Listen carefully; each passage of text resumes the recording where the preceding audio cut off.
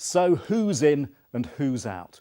Well, when it comes to Labour, all of our Labour MPs who've declared their position are for staying in. The Eurosceptic John Mann has told us he'll be announcing his decision in the future.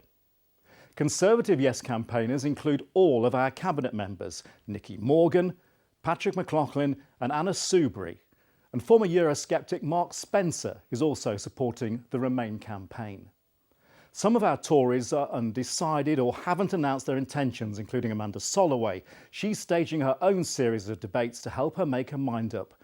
When it comes to the outvoters, they all come from the Conservative camp. Heather Wheeler and Andrew Bridgen have made their opposition to the EU known all along, and they've been joined by our studio guest, Nigel Mills. It's also worth noting that both of our Conservative MEPs, Emma McClarkin and Andrew Lewer, want to come out and put themselves out of a job in the process.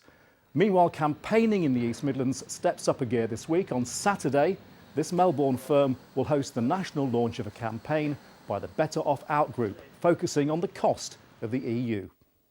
Well, there's a lot of burden of admin or needless regulations that you've got to fight through. We're involved in a lot of food labelling regulation, which seems pretty pointless. I'm sure it made sense to someone in an office in Brussels 5 years ago, but actually live now, today, in your own environment, it's just needless paperwork as far as we're concerned.